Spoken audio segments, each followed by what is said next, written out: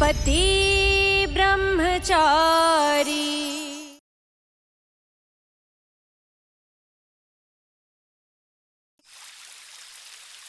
ഒരു കാര്യം ചെയ്യാം, ഈ ക്ലാസ്സില്ലേ പ്രതിമയുടെ കാലിലോട്ട് എറിയാം, പിന്നെ അവൾ അലറി വിളിക്കണ കാണാം.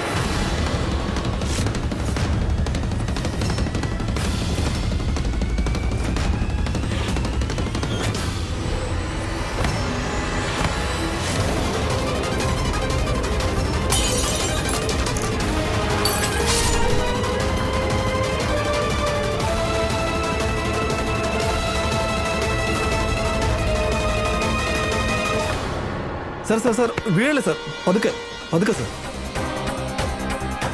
സർ ഓക്കെ അല്ലേ? ഞാൻ പറഞ്ഞതിൽ നിങ്ങൾ എന്ത് വിശ്വസിക്കാതെ? പാപ്പ, യോങ് ഒരുപാട് കുടിച്ചിട്ടുണ്ടെന്ന് തോന്നുന്നേ, അവനെ സ്വയം കൺട്രോൾ ചെയ്യാൻ പറ്റുന്നില്ല. സോറി ഗുലാബ് സിംഗ് സർ, എന്റെ മോൻ കാരണം സാറിന് ബുദ്ധിമുട്ടായിക്കണോ അല്ലേ? അയ്യോ, അങ്ങനെ ഒരു കുഴപ്പമില്ല പുരുഷോത്തമ സാർ. സാറിന്റെ മോനും പാർട്ടിക്ക് വരണമെന്ന് ഞാൻ ആഗ്രഹിച്ചതാ. അതിലൂടെ നമ്മുടെ ആ പഴയ സൗഹൃദം കുറച്ചും കൂടി ദൃഢമായി കിട്ടുമല്ലോ. സൂരജ് സർ, ഇദ്ദേഹത്തിന്റെ മോനെ പതുക്കെ പുറത്തേക്ക് കൊണ്ടുപോയിക്കോ. ശരി ശരി സർ.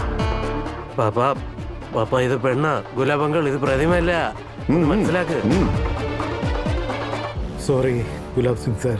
താങ്ക് ഗോഡ്, എന്റെ കള്ളി വിളിച്ചിട്ട് അവന്റെ സൂരജ് എന്നെ രക്ഷിച്ചു. താങ്കൾ ഇവിടെ സംഭവിച്ചതൊക്കെ മറന്നേക്കോ? സോറി. അയ്യോ ഇല്ലല്ല, ഇവിടെ സോറിയുടെ ഒരു ആവശ്യമില്ല. വലിയ വലിയ പാർട്ടികളിൽ ഇതുപോലുള്ള ചെറിയ കാര്യങ്ങൾ സർവ്വസാധാരണമല്ലേ.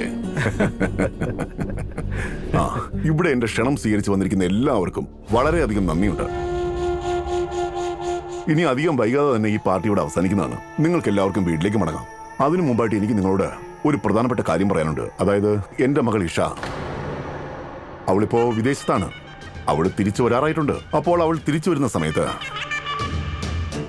ഞാൻ എന്റെ മകളുടെ കല്യാണം പുരുഷോത്തമ സാറിന്റെ മകനുമായിട്ട് ആഘോഷപൂർവ്വം നടത്തുന്നതാണ്.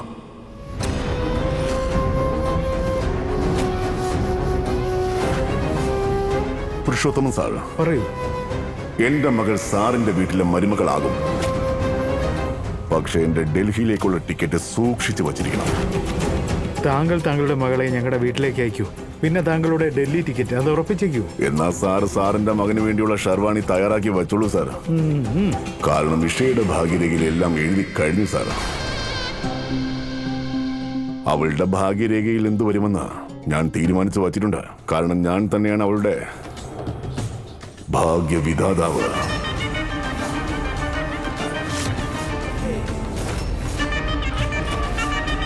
അധികം വൈകാതെ തന്നെ ഇഷ അങ്ങയുടെ മരുമകളാവും. ഇതെന്റെ വാക്കാ. വളരെ നന്ദിയുണ്ട് ഗുലാബ് സിംഗ് സർ. അപ്പോ ഞങ്ങൾ പോയിട്ട് വരാം.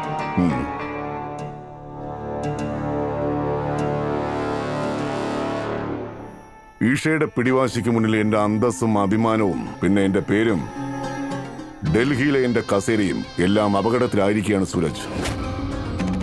നീ എന്ത് വില കൊടുത്തിട്ടാണെങ്കിലും ഈഷയെ ഗുലാബ് ബംഗ്ലാവിലേക്ക് അയച്ചേ പറ്റൂ സൂരജ്. ശരി സാർ, ഞാൻ എന്നാൽ കഴിയുമെന്ന് ശ്രമിക്കാം.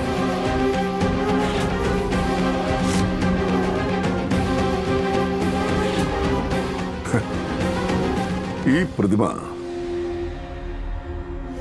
ഇതിനെ പുരുഷോത്തമ സാറിന്റെ മകന് വല്ലാതെ ഇഷ്ടപ്പെട്ടോ? എന്റെ വകയായിട്ട് ഇതിനെ അദ്ദേഹത്തിന്റെ വീട്ടിലേക്ക് അയച്ചേക്കാം.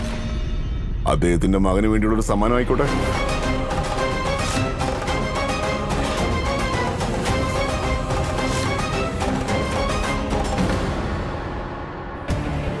അല്ലെങ്കിലും സത്യം പറഞ്ഞാൽ പപ്പ സ്വന്തം മകൾക്ക് ഒരു പ്രതിമയുടെ വില പോലും കൊടുത്തിരുന്നില്ലല്ലോ. പക്ഷെ ഞാൻ ഇന്നലെ ഒരു പ്രതിമയല്ലായിരുന്നു, ഇന്നും ആവില്ല. അതുകൊണ്ട് തന്നെ പപ്പയുടെ ഇഷ്ടത്തിന് എന്നെ അവരുടെ ഇവരുടെ വീട്ടിലേക്ക് ഇങ്ങനെ പറഞ്ഞയക്കാനാവില്ല. എന്റെ വിവാഹം സൂരജുമായി നടന്നു കഴിഞ്ഞു. ഞാനിപ്പോ അദ്ദേഹത്തിന്റെ ഭാര്യയാണ്. ഞങ്ങളെ ഇനി ആർക്കും വേർതിരിക്കാനാവില്ല.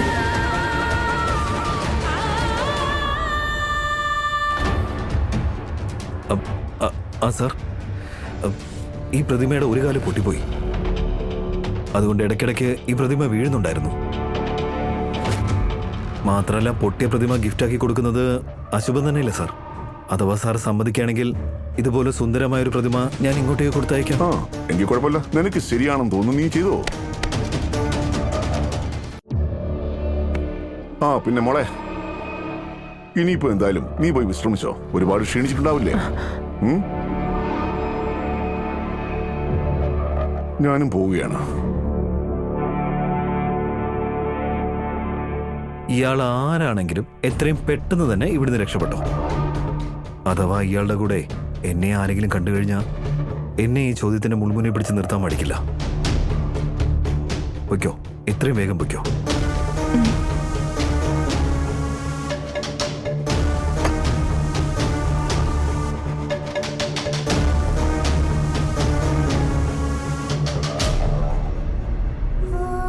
ഞാനിന്ന് വളരെ സന്തോഷത്തിലാണ്. ഒരു പ്രതിമയായിട്ടാണെങ്കിലും എന്റെ ബന്ധുക്കളെ എല്ലാം എനിക്ക് കാണാൻ സാധിച്ചു. അവരുടെ സന്തോഷം എന്റെ കണ്ണുകൾ കൊണ്ട് കണ്ടു. എന്റെ കൃഷ്ണ, ഇതെല്ലാം നിന്റെ അനുഗ്രഹം കൊണ്ടാ സാധിച്ചേ. Thank you.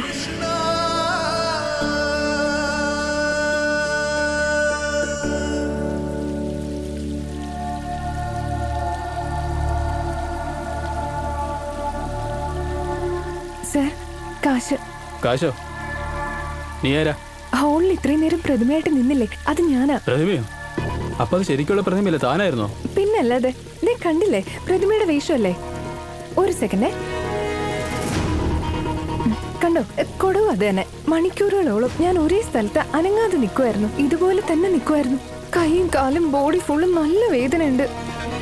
എന്റെ പെണ്ണെ, മര്യാദയ്ക്ക് ഇവിടെ വയ്ക്കോ.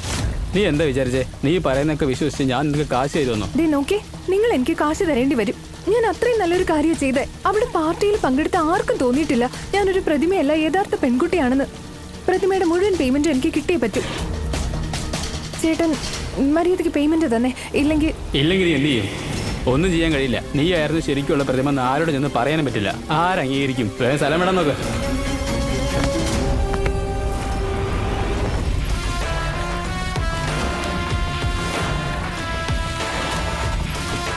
മര്യാദയ്ക്ക് ഇവള് കഷ്ടപ്പെട്ടതിന്റെ കാശ് ഇവൾക്ക് കൊടുത്തേക്ക്.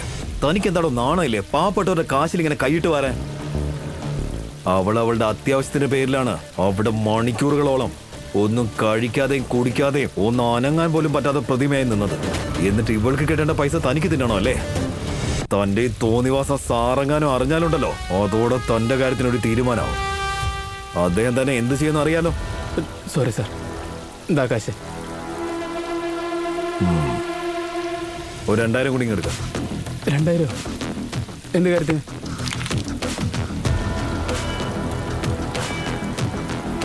ഇത് ലേറ്റ് പേയ്മെന്റിന്. ഇനി സ്ഥലം വിട്ടോ.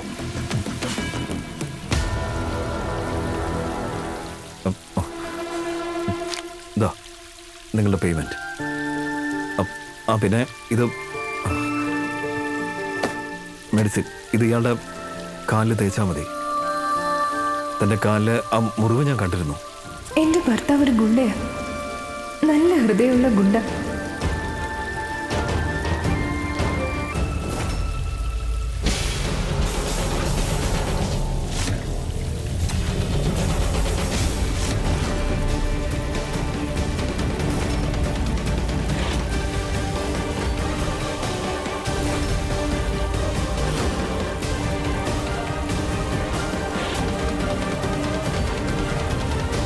I am sorry. ഇത്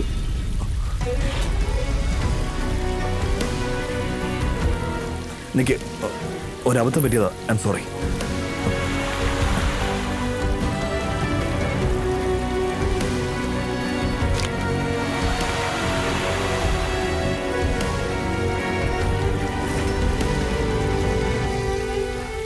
അല്ലാതെ ഒരു മിനിറ്റ്.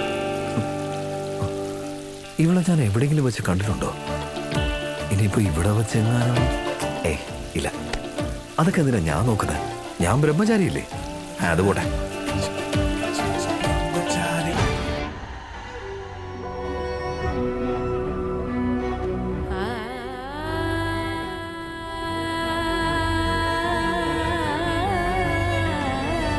സൂരജ്, ഇന്ന് നീ വീണ്ടും തെളിയിച്ചു.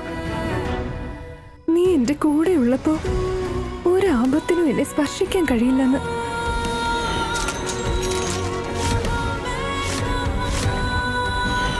നീ ഉള്ളപ്പോ എനിക്ക് യാതൊന്നിനും പേടിക്കേണ്ട ഒരു ആവശ്യവും വരില്ല. അതെ, പപ്പയുടെ നിർബന്ധം കൊണ്ടാ എനിക്ക് നിന്നെ വിവാഹം കഴിക്കേണ്ടി വന്നേ. പക്ഷെ നിന്നെ എനിക്ക് വേണ്ടി കൃഷ്ണൻ സ്വയം തിരഞ്ഞെടുത്തതാ. അതുകൊണ്ട് തന്നെയാ ഇന്ന് നിന്നിൽ നിന്ന് അകന്നു പോവാതെ നീ എന്നെ രക്ഷിച്ചതും.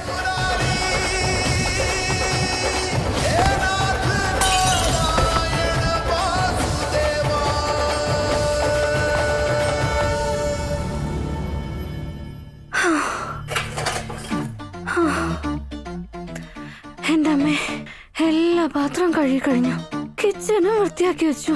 ഇനി ഭക്ഷണം ഉണ്ടാക്കാനുള്ള ത്രാണി എനിക്കില്ല. അതെ, പുറത്തു പോയിട്ട് എനിക്ക് എന്തെങ്കിലും കഴിക്കാൻ വാങ്ങിച്ചോ, അല്ലെങ്കിൽ ഉറപ്പായിട്ട് നിങ്ങൾക്ക് എന്റെ ശവം കാണേണ്ടി വരും. നോക്കിക്കോ. പറയരുത്. വാ വാ വാ. അപ്പൊ ഞങ്ങൾ പോയിട്ട് വരാം. ഓക്കെ. പിന്നെ ഞങ്ങൾ ഇന്ന് പാവഭാജി പാർട്ടി നടത്തി. പക്ഷെ നിങ്ങളാണെങ്കിൽ ഇന്ന് ഒരുപാട് മധുരം കഴിച്ചിട്ടുണ്ടാവും. അതത്രേ ഉള്ളൂ. വലിയ ആൾക്കാരുടെ പാർട്ടിയല്ലേ. നല്ല വെറൈറ്റി ആയിട്ടുള്ള ബിരിയാണീസ്, ഷാഹി പനീർ, രസ്മലായി, രസ്ഗുല, വേറെ എന്തൊക്കെ ഡിഷസ് ആയിരിക്കും. പിന്നെ നമ്മുടെ ജിലേബി, അങ്ങനെ എന്തൊക്കെ കഴിച്ചിട്ടുണ്ടായിരിക്കും നിങ്ങള്? അതെ അതെ, തീർത്തു. ഇത്രയും സാധനങ്ങളുടെ പേര് കേട്ടിട്ട് വിശപ്പ് പൊട്ടിപ്പുറപ്പെടാതിരിക്കട്ടെ. അതായത് വീണ്ടും ഇനി അഥവാ വിശക്കുവാണെങ്കിലേ അബദ്ധത്തിൽ പോലും പുറത്തു പോയി ഒന്നും കഴിച്ചേക്കല്ലേ മോനിക്ക ചേട്ടത്തി. അല്ലെങ്കിൽ പിന്നെ അമ്മയുടെ കയ്യിൽ നിന്ന് നല്ല ശിക്ഷയായിരിക്കും കിട്ടുന്നത്. കഴിഞ്ഞ തവണ പാസ്ത കഴിച്ചിട്ട് ഈശയ്ക്ക് കിട്ടിയതുപോലെ. ഇവിടെ ഞങ്ങൾ എല്ലാരും ചുട്ടെടുത്ത് ഉണങ്ങിയ റൊട്ടി കഴിക്കുമ്പോ അവളൊരു മഹാറാണി പാസ്ത കഴിക്കാൻ പുറത്തു പോയിരിക്കുക. ഇതിന്റെ ശിക്ഷ നിനക്ക് ഉറപ്പായിട്ടും തരും.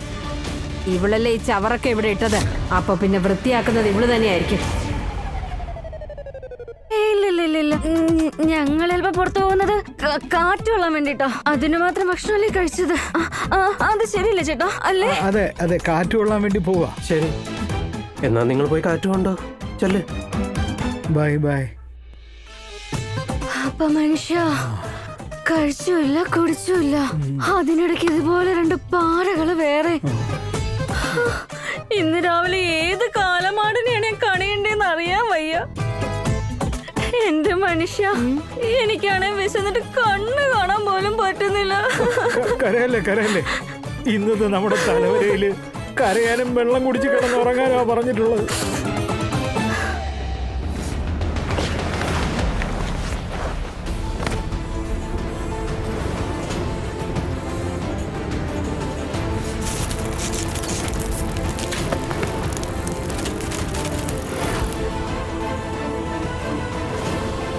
ആരുടെ അശ്രദ്ധ കൊണ്ടാണ് ഇത് സംഭവിച്ചത്? സോറി ഡാഡി, എന്റെ ശ്രദ്ധ മുഴുവൻ ഫോണിലായിരുന്നു, അറിയാതെ തട്ടി വീണത്.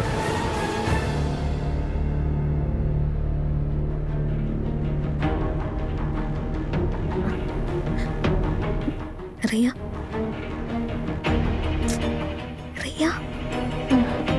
നീ ഉറങ്ങിയായിരുന്നു? ഇല്ല, ഞാൻ ആകാശത്തോട്ട് നോക്കി നക്ഷത്രം എണ്ണിക്കൊണ്ടിരിക്കുക. നീ എന്ത് മണ്ടത്തരവാടി ചോദിക്കുന്നത്? പിന്നെ ഉറങ്ങുന്ന സമയത്ത് ഉറങ്ങുമല്ലേ ചെയ്യുന്നേ?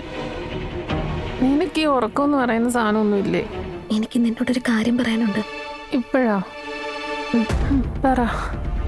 പക്ഷെ ഈ കാര്യം നമുക്കിടയിൽ മാത്രമേ നിൽക്കൂന്ന് സത്യം ചെയ്തതാ. നീ ഒന്ന് പറ പെണ്ണേ.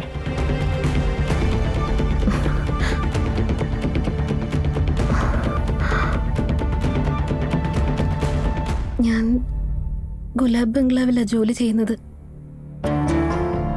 ഇഷച്ചേട്ടത്തിയുടെ സഹോദരൻ ആരവില്ലേ, അദ്ദേഹത്തിന്റെ കെയർ ടേക്കിംഗ് ജോലി എനിക്ക് കിട്ടിയിരിക്കുന്നത്.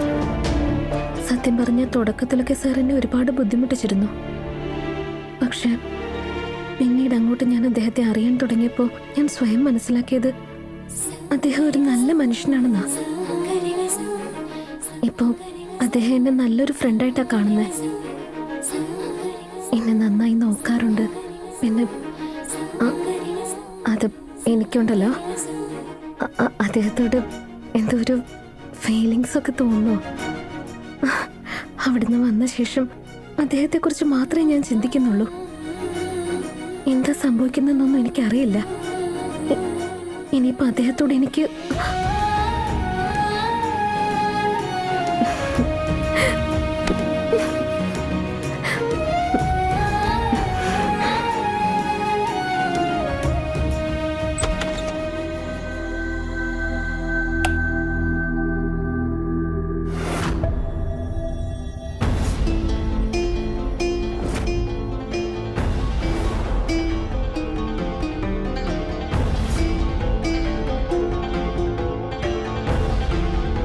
ഇഷ ഇവിടെ ഇല്ലേ? അവളിത് എവിടെ പോയി?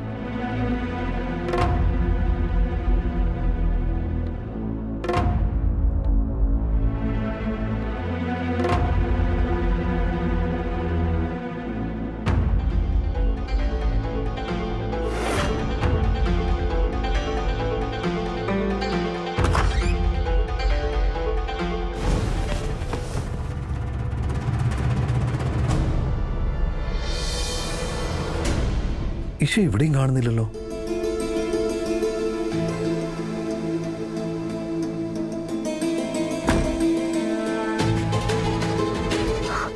താങ്ക് ഗോഡ് സൂര്യചേട്ടൻ വരുന്നതിന് മുൻപേ വരാൻ പറ്റില്ലോ, അല്ലെങ്കിൽ എന്നോട് 100 ചോദ്യങ്ങൾ ചോദിച്ചേനെ.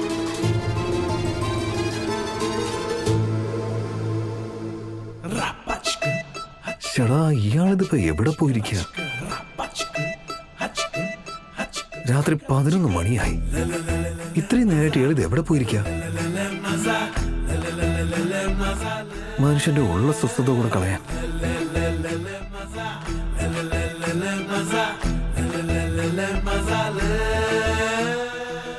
ഇല്ല, തന്നിഷ്ടത്തിന് നടക്കുക ആര് പറഞ്ഞാലും കേൾക്കുകയില്ല. പിടിവാശിയാണല്ലോ. കാശ് സമ്പാദിക്കണമെന്ന് പറഞ്ഞാൽ അത് സമ്പാദിച്ചിരിക്കണം. അതാണ്. എന്ത് പറയാനാ, എവിടെയെങ്കിലും പെട്ടു കാണും.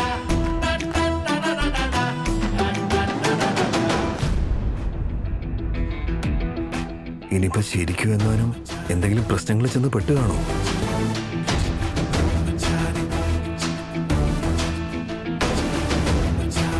ഇല്ല, അങ്ങനെയൊക്കെ എങ്ങനെ സംഭവിക്കാനാ?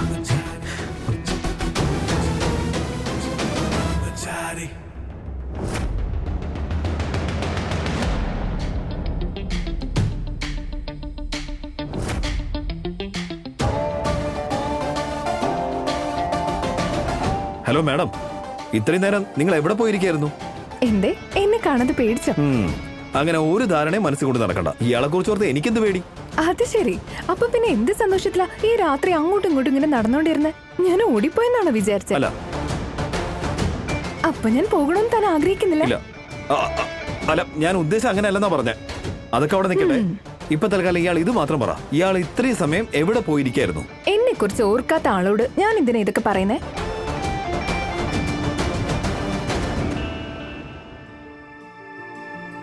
ആ പിന്നെ ഇയാള് പറഞ്ഞാലും ഇല്ലെങ്കിലും എനിക്ക് മനസ്സിലായി, താൻ എന്നെ കാണാതെ പേടിച്ചല്ലേ.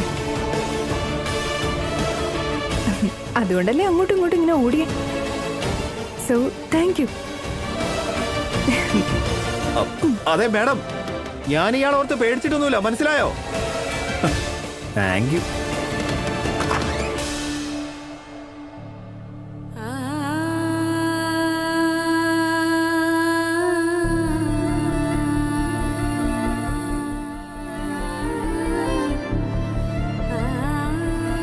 ഞാൻ നിനക്ക് 48 മണിക്കൂർ തന്നിട്ടുണ്ട്. അതിനുള്ളിൽ 11,580 രൂപ സമ്പാദിച്ച് കൊണ്ടുവന്നില്ലെങ്കിൽ പിന്നെ പെട്ടിയും കിടക്കി എടുത്തോണ്ട് ഈ വീട്ടിൽ നിന്ന് ഇറങ്ങിപ്പോയിക്കോണം.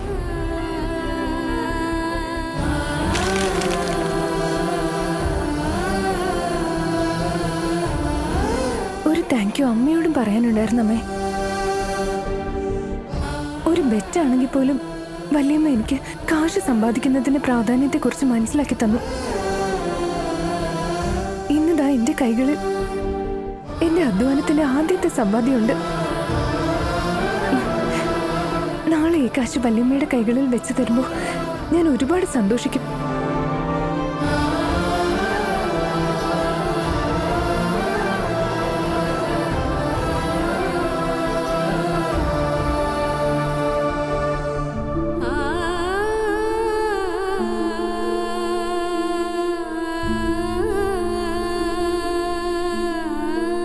Thank you for all. Good night.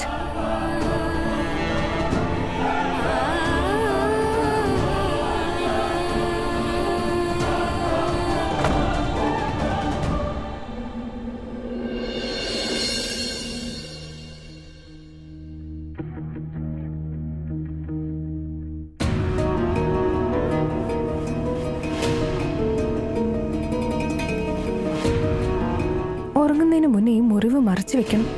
അഥവാ ബ്രഹ്മചാരിയെ മുറിവെങ്ങാനും കണ്ട അയാളുടെ മനസ്സ് ഡിറ്റക്റ്റീവായി മാറും. പിന്നെ ആ പ്രഥമ പെണ്ണിന്റെ മുറിവും എന്റെ മുറിവും കൂടെ താരതമ്യം ചെയ്ത് 1 മിനിറ്റ് കൊണ്ട് എല്ലാ സത്യങ്ങളും മനസ്സിലാക്കും.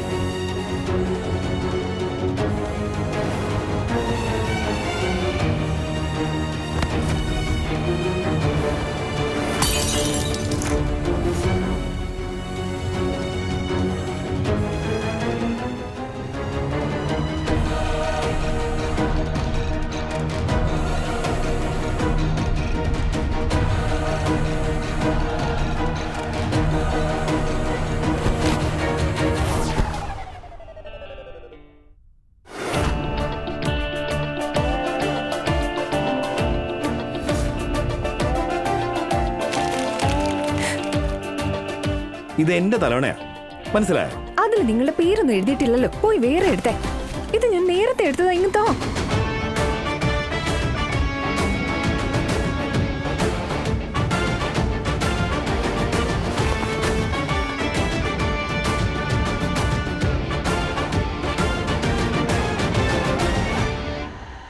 ഇയാളോടൊരു കാര്യം ചോദിക്കട്ടെ. ആക്ച്വലി ഇന്ന് മുഴുവൻ ഇയാൾ എവിടെയായിരുന്നു? ഇങ്ങനെ കഷ്ടപ്പെട്ട് കാശ് സമ്പാദിച്ച് ഇയാള് എന്ത് തെളിയിക്കാനായി നോക്കുന്നേ? ഇയാൾ എന്താ സ്വന്തം വീട്ടിലേക്ക് തിരിച്ചു പോവാത്തത്? ഇയാൾക്ക് അവിടെ സ്വാതന്ത്ര്യത്തോടെ ജീവിക്കാലോ. പ്ലീസ് ഇപ്പൊ ഒന്നും വേണ്ട, ഞാൻ വല്ലാതെ ക്ഷീണിച്ചിരിക്കുക. രാവിലെ എണീറ്റിട്ട് വഴക്കുണ്ടാക്കാം. Okay, good night. അല്ല, ഇയാൾ മറുപടി ഒന്നും പറഞ്ഞില്ല. ഞാൻ